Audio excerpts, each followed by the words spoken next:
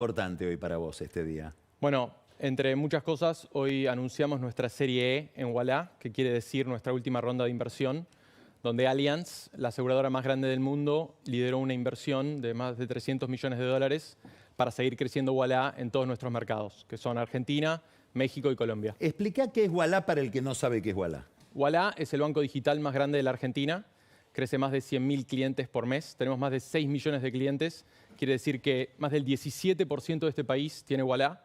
Tenemos un banco y damos todos los servicios financieros, desde pagos a cobros, a inversiones, a crédito, todo directamente en lo digital, con lo cual tenemos 90% de costos más bajos que los bancos tradicionales. A ver, y eso nos repetí esa permite idea. 90% de costos más bajos que está dado por la tecnología.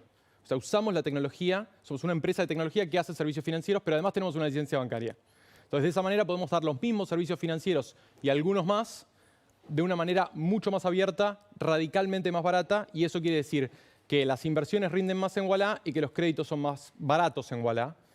Y también nos expandimos a México y a Colombia. Como vos sabés, tenemos una licencia bancaria en México. Hay solo 50 bancos en México, a diferencia de 4.500 en los Estados Unidos, y hay solo 32 bancos en Colombia, y nosotros tenemos las licencias porque de esa manera podemos jugar en toda la cancha y no estar limitados, como en muchos mercados ocurre, por la regulación que a veces limita a la fintech operar. Y esta historia, esta trayectoria que te lleva hasta estos números que estabas diciendo, ¿en cuánto tiempo se produjo? Bueno, nacimos hace 7 años, lanzamos hace 7 años, y a mí se reían en la prensa una vez que yo dije en 2017 que íbamos a tardar 7 a 8 años en ser rentables, y ahora finalmente lo somos en la Argentina, pero obviamente todavía no estamos ahí en México y en Colombia, porque a diferencia de Argentina, donde tenemos 6 millones de clientes, en México, por ejemplo, tenemos 2. Entonces, no, tenemos que tener una escala. ¿Por qué? Porque nosotros no cobramos las cuentas, no cobramos cosas tradicionales como el costo de apertura o de renovación de una tarjeta de crédito, que en Argentina todos los bancos cobran. Como yo no quiero cobrar eso, tengo que lograr una escala que solo me puede dar la tecnología, para poder hacer los servicios financieros mucho más abiertos. Estamos en un continente donde, si lo pensamos históricamente, más del 50% de los adultos nunca tuvo una tarjeta, con lo cual nunca le dimos la posibilidad de poder crear un historial crediticio. Y como decía Jefferson en el principio de la República Americana, cuando no hay movilidad social, no puede haber república. ¿Por qué? Porque no hay igualdad ante la ley, porque los ricos son siempre ricos y los pobres son siempre pobres. Entonces nosotros creemos que darle más crédito a la gente y crear un historial crediticio para todos no debería ser algo que solamente tienen acceso los ricos, sino que tienen acceso toda la población. Ahora, hoy comunicaron esto y te visitó en Ualá Milei. Sí. Contá a ver qué fue esa visita. Bueno, fue un honor recibir al presidente, anunciamos la ronda de inversión. Esta ronda de inversión es la más grande para una empresa argentina desde nuestra última ronda de inversión en tecnología y es la más grande en América Latina en más de 3 años. ¿Por qué? Porque hay un contexto que vos bien explicás en los monólogos de las semanas sucesivas. Hay tasas de interés altas en el mundo. ¿Por qué? Porque la Reserva Federal y el Banco Central Europeo, entre otros, tienen tasas altas. Entonces, en ese contexto, ha habido muy poco financiamiento para proyectos tecnológicos en América Latina. Esto fue el anuncio de hoy. El presidente lo escuchó mediante su equipo, especialmente Damien Reidel, que es alguien que yo conozco hace mucho tiempo, desde una vida académica. Nos propuso una visita y para mí fue, por supuesto, un honor recibirlo a él. Y también vino Karina Milei, secretaria general de la Presidencia, y Guillermo Francos, ministro del Interior. Jefe de gabinete. Perdón, jefe de gabinete y Ex Damien ministro Reidel. del Interior. Perdón. Ya que decís esto, me gustaría aprovechar que estás acá para que nos expliques lo siguiente. ¿Por qué fascina tanto, y ya que lo nombrás a Damien Reidel, etcétera, que es el eslabón entre Milei y esto que vamos a hablar, este mundo del que vamos a hablar, ¿por qué fascina tanto Milei en el mundo del empresariado tecnológico? ¿Qué es lo que ven en él? Me parece una excelente pregunta. Yo creo que en el empresariado internacional, entre los debates que llevan a la elección americana y también varias elecciones europeas, creo que hay una fascinación con la idea de que se pueden hacer las cosas radicalmente distintas a cómo se venían haciendo. Y creo que hay un debate en el mundo sobre qué viene después del neoliberalismo, que fue tan hegemónico cuando Fukuyama declaró el fin de la historia. Entonces, después de ese contexto es qué viene después. Y yo creo que la fascinación de Milei es la idea de ser contrarios a cómo va el mundo. La mayoría de los mercados desarrollados desde 2009 tiene grandes déficits fiscales. Y algo que históricamente, antes de la Great Financial Crisis, de la crisis del 2008, tenían los mercados emergentes, que eran problemas de deuda, lo han tenido países desarrollados como Grecia, como España, como Italia, y en algún momento se habló de hasta Estados Unidos. Entonces yo creo que hay mucha gente que piensa la vida en ideas contrarias a la corriente, que dicen, aquí hay un país que ha tenido históricamente problemas de deuda, que ha tenido una adicción al déficit fiscal, que es algo que históricamente es una realidad de la Argentina y por ende una tasa alta de inflación, y aquí viene un líder que dice, no voy a hacer las cosas como todo el mundo dice que hay que hacer las cosas, sino que las voy a hacer radicalmente distintos. Y ahí creo que se va a la vieja idea de cuándo se iba a saldar el déficit fiscal en Argentina después de 9 defaults en el último siglo, que todo el mundo decía, bueno, vamos a tomar todo un periodo presidencial para que no haya déficit fiscal, cuando todos sabíamos que había que bajar el déficit fiscal. Y creo que la fascinación está dada por esta idea de, no, el primer mes vamos a déficit fiscal cero y que no se acabó el mundo. Obviamente hay muchos problemas y hay una crisis macroeconómica de la que vos bien hablaste, pero no se acabó el mundo. Entonces, en el mundo empresarial internacional están acostumbrados a hacer apuestas difíciles. ¿Por qué? Porque cuando vos apostás por una empresa de tecnología, vos apostás en 10 pensando que a una le va a ir bien y con esa vas a pagar todo el fondo. Entonces, creo que la idea de ser contrarios y ver qué viene después de este neoliberalismo los lleva a una fascinación por una perspectiva y un programa de gobierno distinto a lo que venía antes, que parece que, si ves a los mercados financieros, el dólar o el riesgo país, viene funcionando bien. Ahora, enfoquemos esto que estás explicando, vamos a achicar todavía más el foco. ¿Qué significa simbólicamente? No como inversor, lo otro más o menos sabemos. Elon Musk, en el discurso de Trump y en el discurso de Milley. Bueno, Elon Musk ¿Por hoy... qué ese tipo y no otro? Bueno, hoy Elon Musk en Estados Unidos, en el discurso de Estados Unidos y en la dialéctica de Estados Unidos es el gran innovador, es el gran disruptor. Es la persona que no venía del mundo de los autos, invierte en Tesla, después se hace cargo de Tesla y la lleva a ganar en un mercado donde históricamente la dominaban las grandes automotrices de Michigan, como General Motors o Ford. Y hay una entrevista muy famosa donde le preguntan, ¿pero por qué vas a ganar vos en este mercado si vos no sabés nada de autos eléctricos? Y él dice, ¿y dónde está el proyecto eléctrico de General Motors? No está. Solo alguien, solo el outsider, solo el que viene de afuera, completamente con una nueva perspectiva, puede rehacer este mercado. Y si lo pensás de alguna manera, eso es Trump. Es alguien que viene completamente de afuera del Partido Republicano y dice, yo voy a devolver a este partido, que había sido registrado demócrata, y viene y dice, yo voy a rehacer este partido. Y lo voy a devolver a las raíces de la clase trabajadora americana porque se ha alejado y se ha convertido en el partido de la élite. Y si vos ves los resultados, que seguro Iparraguirre puede hablar mucho mejor que yo, si vos ves los resultados electorales, Trump no solo logra dominar el Partido Republicano Americano, que era el partido del establishment de los Bush, sino que además ha logrado ganar en todas las clases trabajadoras de los Estados Unidos. Entonces, los 10 condados más ricos de Estados Unidos votaron por el demócrata, históricamente un partido de los sindicatos americanos, y todos los condados más pobres de los Estados Unidos y los más inmigrantes votaron mucho más por Trump. Entonces, Elon y Trump son espejos de una idea de que el outsider, el contrario, puede entrar en un juego y ganarlo desde afuera. Ahora, ¿se explica la fascinación? O sea, sí. Ahora, cuando lees la biografía de Elon Musk, él le debe mucho al Estado. sí. ¿Qué papel juega el Estado en todo esto? ¿Dejó de jugar un papel o juega algún papel? No, yo creo que es una mala concepción de lo que propone Trump.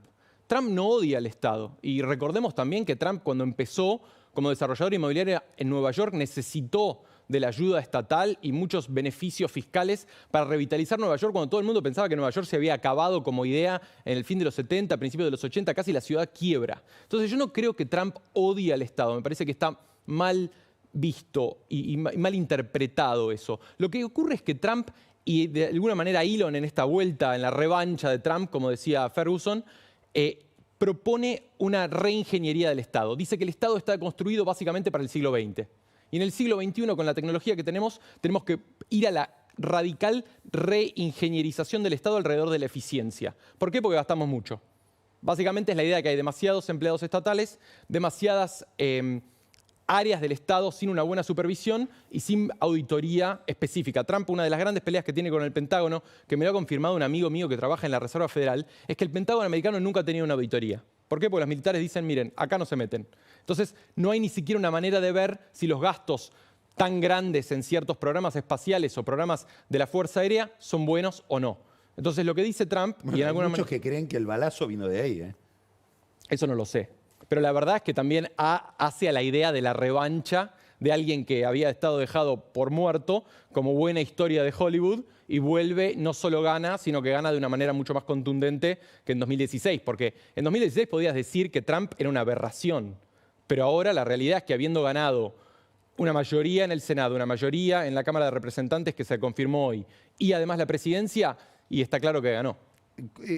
Pierpaolo, y cuando vos escuchás o leés las propuestas de Trump a nivel de su política de comercio, con todas las derivaciones que pueden tener, etcétera, ¿hasta dónde le crees? ¿Hasta dónde pensás que eso es discurso de campaña?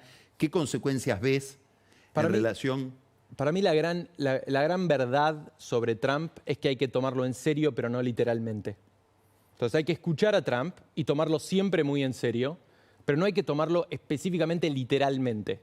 Y eso fue verdad en su primer mandato y creo que va a ser verdad en su segundo mandato.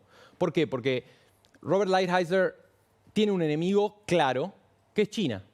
Pero a diferencia de lo que... quién es, recordá quién es. Lighthizer es el que va a ser responsable del comercio para los Estados Unidos, es un gran defensor de los impuestos aduaneros y tiene una gran lucha histórica con China, que también es un enemigo de Trump. Trump ha sido extremadamente consistente en sus posiciones a través del tiempo. Y un gran columnista del Financial Times, Janan Ganesh, siempre dice que para realmente hacer un punto en la historia y ser recordado hay que ser súper repetitivo en las cosas que se dice. Y Trump básicamente viene diciendo lo mismo de los años 90, que es hay socios comerciales y socios estratégicos que toman ventaja de los Estados Unidos. ¿Quién? La OTAN. ¿Por qué? Porque no pagan lo que dicen que tienen que pagar. ¿Y quién? China, porque ha modificado todas las reglas del comercio internacional para beneficiar a sus industrias y desindustrializar a los Estados Unidos. Entonces Lighthizer lo que dice es, vamos a rehacer ese juego. Y Grenell, el que probablemente sea secretario de Estado, dice, vamos a rehacer el tema de la OTAN. Pero si uno lee el tratado de la OTAN, Trump tiene razón. ¿Por qué? Porque todos los miembros de la OTAN se comprometen a poner 2% del Producto Bruto en la OTAN, pero después no lo hacen. Entonces, cuando los europeos lo critican a Trump, y Jens Stoltenberg el otro día, el ex líder de la OTAN, dijo, la verdad que Trump tiene razón. Porque si vos firmás un tratado que dice que vas a poner el 2% y después no pones el 2%, Trump no es un loco, tiene razón. Entonces, lo que quiere hacer en el comercio Lighthizer es barajar y dar de nuevo. Y creo que ahí la gran lucha es la Segunda Guerra Fría. Y esa Guerra Fría es contra China, no es contra México. Por eso creo que humildemente la editora de The Economist está en lo incorrecto. Y creo que la administración de Sheinbaum lo sabe. El gran enemigo de Trump es la divergencia comercial que hoy tiene Estados Unidos con China y todo lo que han acumulado en deuda los chinos contra los Estados Unidos. ¿Por qué? Porque tienen un superávit desde siempre, básicamente desde 1993, cuando China entra al comercio internacional y es los Estados Unidos que le dan la bienvenida. Y en ese sentido creo que quieren rehacer esa balanza de poder en una guerra de poderío como fue la Primera Guerra Fría. Vos venís de anunciar que hay una apuesta de una compañía tan importante como Allianz a una empresa que está muy comprometida con la Argentina, con Ualá. Eso debe tener que ver con la historia de Ualá y tendrá algo que ver con el contexto argentino también, supongo. Yo creo que son las dos cosas. Me gustaría que hables de cómo estás viendo el contexto argentino. Bueno, yo creo que a partir del año pasado quedó muy claro que la sociedad argentina quería un cambio de régimen en términos de inflación. Yo no creo que el desarrollo es posible con 3 dígitos de inflación. Y creo que no hay ningún economista serio en el mundo, ni ningún historiador que te diga que es posible eso. Y yo creo que ese cambio de régimen era necesario en la Argentina después de 20 años, no 4, no 8, 20, de un régimen de alta inflación. Entonces yo creo que ahí necesitamos una estabilización macro tal como la que han tenido muchos de nuestros vecinos. Entonces si vos pensás el Brasil de Cardoso o Perú o Chile antes, o por supuesto Uruguay, son países que tienen inflación baja y estable.